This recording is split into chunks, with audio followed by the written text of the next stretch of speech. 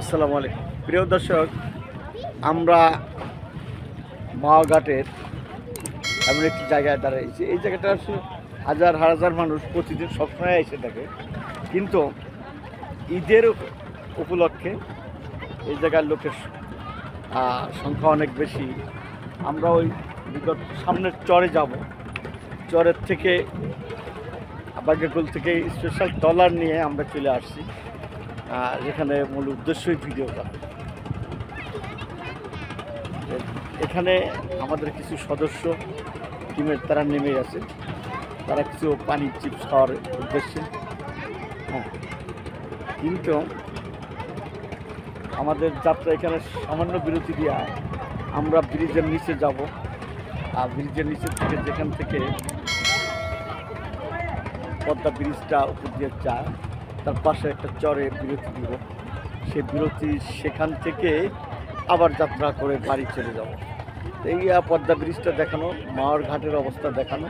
অর্থাৎ এই সময় এক সময় এই জায়গায় ফেরিঘাট ছিল, এখান থেকে ফেরিতে আমরা পার হয়ে ওই পারে গেছি এবং মাগুরা বা যশোর খুলনা এই পথে গেছি। এখন সেই জায়গাটা পদ্মা ব্রিজের কারণে কীরকম শুকিয়ে গেছে আপনাদের দেখাই। পদ্মার নদীর অবস্থানটা দেখাই, একদম নদী নাই বললেই চলে। যতটুকু আছে এটাকে একটা আমরা পুল বলতে পারি, বা যেখান থেকে সাঁতরিয়ে পার হয়ে যাওয়া সম্ভব। সাঁতরিয়ে এতটুকু জায়গা আমরা ছোটোবেলা পার হইতাম, এপারে ওপারে গেছি। আর যেটা আমরা অনুভব করছি যে ওই পারে যে সেই সময় মাছ, চিংড়ি মাছের অভাব ছিল না, খল্লা মাছ ছিল, এগুলি আমরা ধরতাম। সেই অবস্থান যদিও এখন মাছ সেরকম নাই। মাছ না থাকার কারণটা হইল কারেন্ট জাল, যেটা এরকম একটা জাল আমাদের মাঝে আবিষ্কৃত হয়েছে, যেই জালে মাছের ডিমের হইতে শুরু করে সব শেষ করে দিতেছে। আমাদের সেই জায়গাটা কারণ নজর দেওয়া হয় না। আমরা আসলে কে নজর দেবে?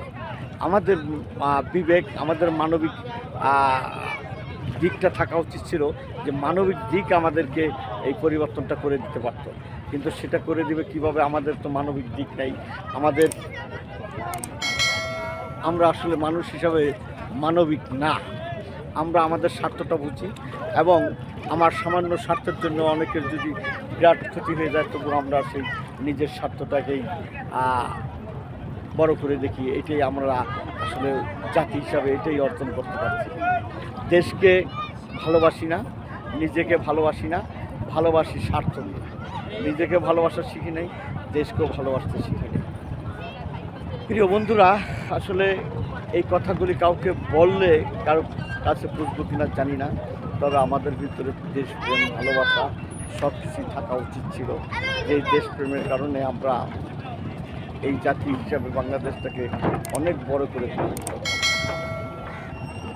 আমাদের এই দেশটা অনেক সুন্দর হতে পারত।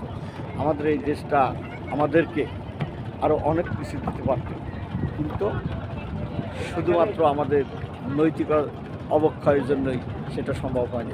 ভিডিওটি ভালো লাগলে লাইক, শেয়ার, কমেন্ট করে পাশে থাকার অনুরোধ। ধন্যবাদ।